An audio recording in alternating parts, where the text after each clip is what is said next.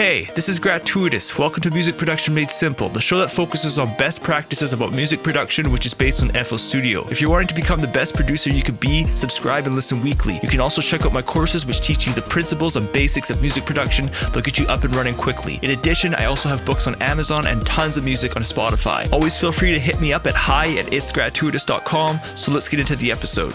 All right, hey, what's up, everybody? Welcome to episode number 12. In this episode, we're going to be talking about creating melodies with sound selection in mind, okay? So here's something to think about. When we think about mixing, yes, we need to use our EQ, our compression, and everything to get our mix sounding how we want. However, many times it's the sound selection, which is the real foundation to an awesome mix, okay? So for myself, because I make beat tapes, so each beat tape has about, 11 tracks. And as I mix these beat tapes, some tracks are easier to mix than others. And that's just because of the sound selection. Everything's clear, you're able to get pretty good loudness out of that track.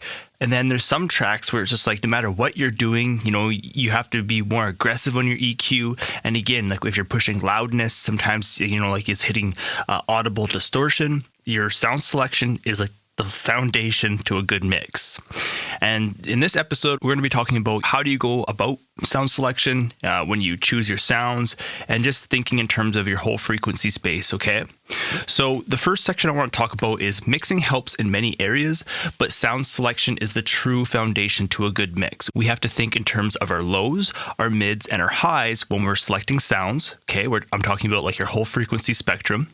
And now in terms of like music theory, some kind of cool tricks that you can be doing to kind of play around with this frequency spectrum is you can be using tools like inversions. So if you have checked out my course, it's called Learn Piano for Beatmakers and Producers. I explain to you, how to play the piano from like a beatmaker's perspective, but I share with you in that course about inversions, okay? So if you play the different inversions of a chord, you can kind of manipulate the frequency spectrum by playing up a little bit or even down a little bit. And what that is going to do is it's going to allow your instruments to fit in the mix a little bit better, maybe add a little bit more fullness, and get away from this frequency clashing. You can also do this with octaves and stuff too, okay? Another point here is if you want to add fullness into your actual song, you can also be layering. So don't forget about layering. It's really, really powerful. And then kind of like as a bonus tip, you could be using parallel compression for thickness too, okay? And layering is just, if you have one instrument, it would just be a matter of getting 2 or 3 instruments and playing like those same melodies. And now you have, a layered sound for a fuller sound. So I'm just going to take a little detour here. Then we're going to come back to, selecting what sounds and mindset that way. But I just want to talk about certain instruments. And when you select these certain instruments, what you can kind of do with them, okay? So what I want to talk about here is so when you are actually about to make a song, when you go to select a sound, what sound are you choosing? Why are you choosing it? And where should you use that sound? Okay, this is kind of like what you got to think about. And just to kind of go a little off topic here, I've also created a course. It's called Musical Rhythms, and I actually had a student ask me. They kept getting stuck with producer's block, and they didn't know how to proceed. And my answer to them was, well, you have to know kind of the common patterns. And by knowing these patterns, you can essentially force your music to work, because it's just a matter of mix and matching. For example, if we're talking about short chords, like stabs, or a filler instruments, arpeggios, things to do with your bass line and stuff like that, okay? So that's kind of more about what we're going to be talking about here. That course is called Musical Rhythms. So what type of sounds are good for what types of rhythms? So we're going to be talking about pads first, okay? So pads are super awesome. They're full of emotion. They're amazing sounds. They're typically really slow, swelling, long sustaining notes, and, tons and tons of emotion. And they're typically held down for long periods of time. If you do have fast chord changes, sometimes I just allow the chords to kind of play over those root notes. So if it is kind of changing the fast chords, sometimes I don't change my chords on the pad. I'll just change it up on the chord progression.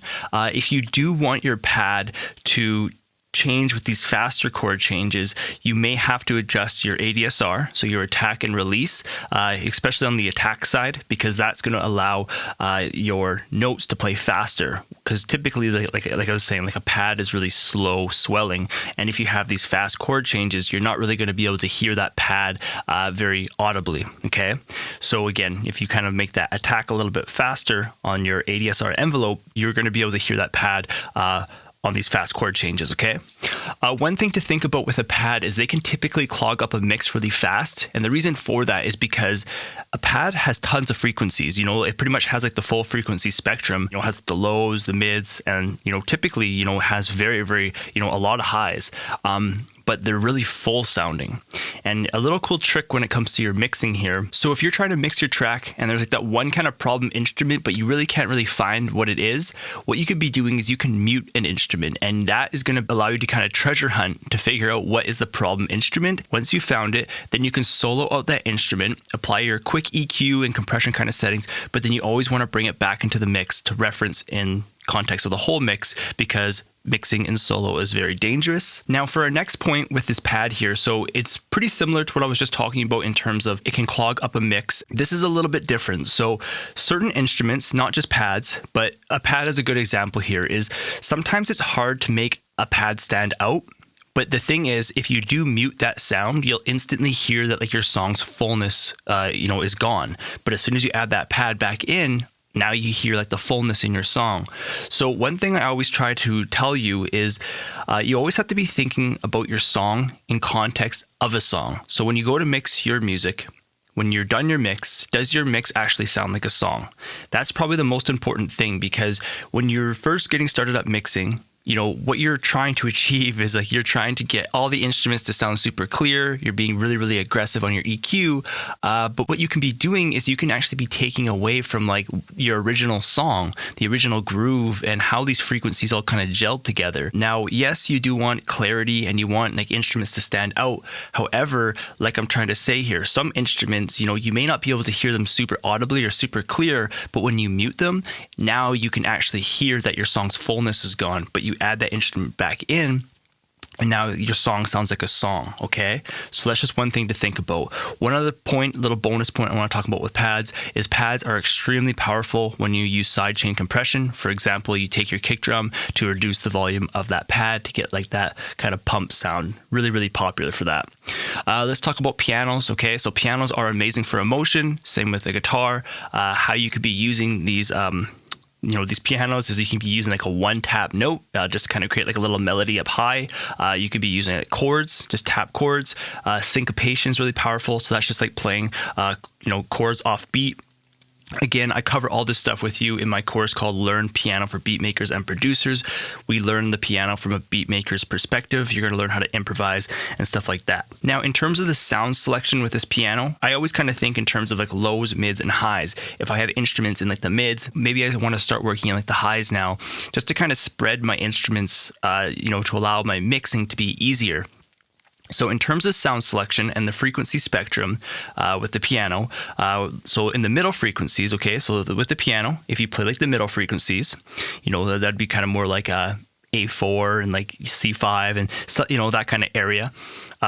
This is really, really powerful for like emotion and fullness in your music, okay? But now for like the high end is typically for like a melody, okay? It's often what like the listeners kind of like waiting for, and it's kind of like the catchiest part of like the song. The low end, the really, really low end on a piano is really powerful. For example, in like hip hop, many times they just play like one single note, and again, it's just such a powerful sound.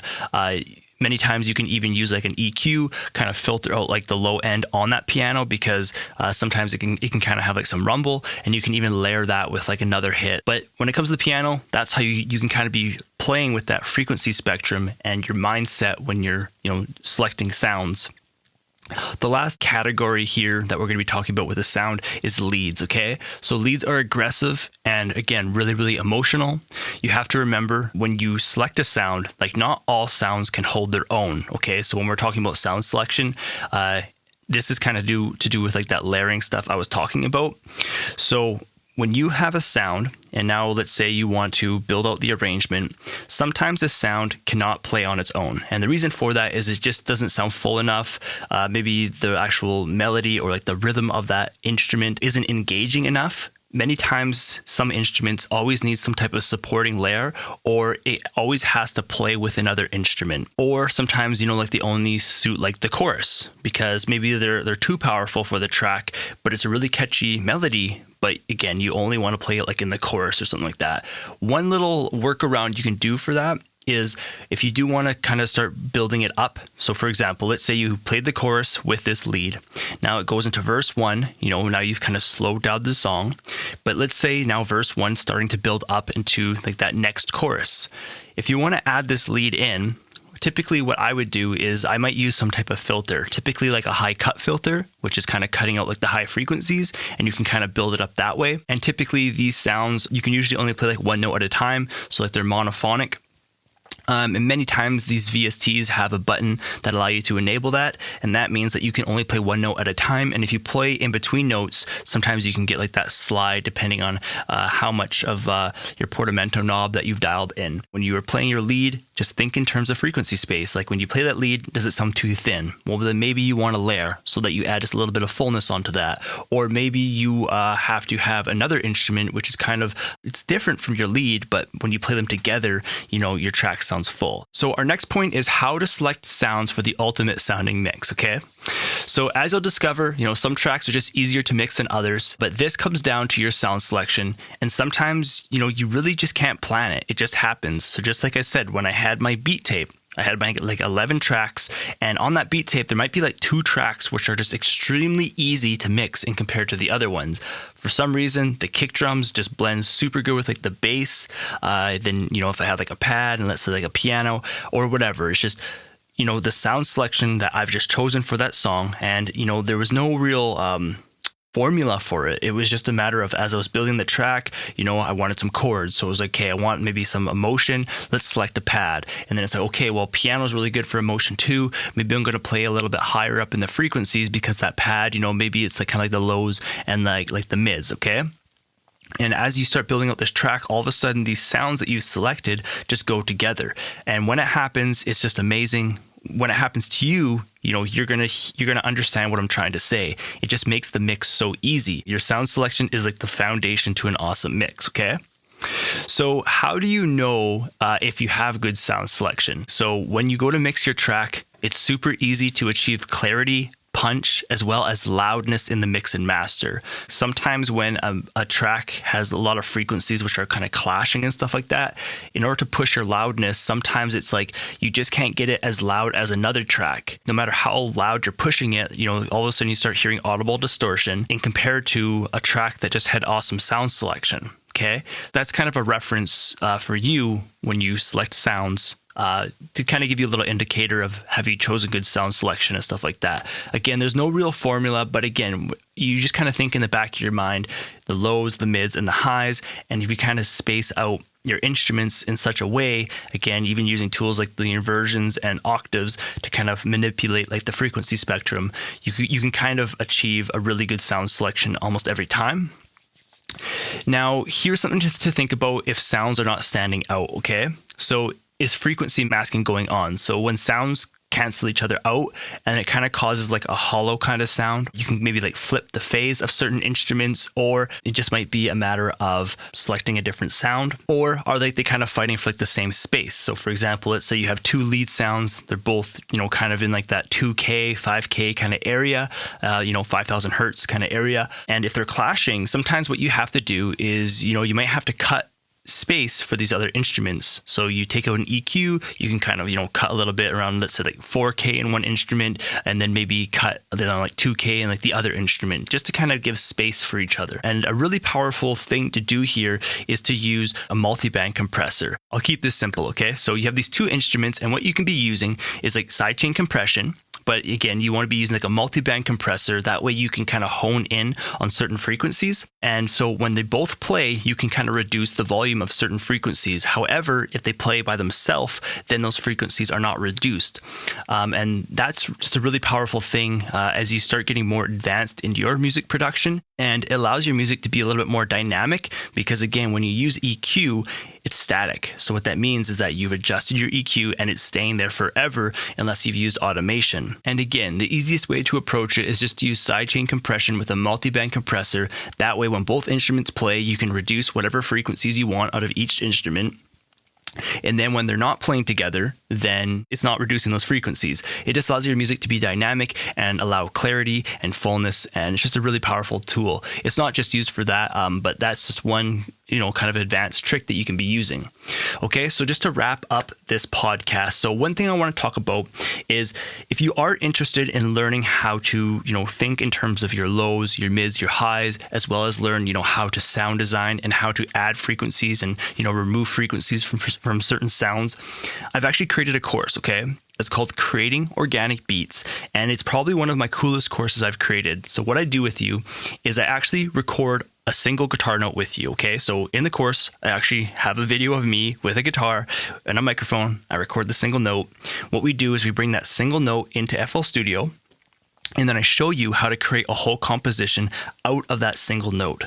It's a super cool course because the thing is that single note, it's like those are always the same frequencies that you're using. So it's kind of, you really have to think in terms of your frequency spectrum when it comes to your low end, your mids, and your highs if you want to create a whole composition out of that single note. Again, your lows is like your kind of like bass line, or if you want to create like a pad out of the single guitar note, or if you want to create like a lead. And then a really cool approach too is, using tools like distortion and stuff to add frequencies onto the sound to allow it to stand out differently from, the other instruments, because again, the guitar note is all the same frequencies.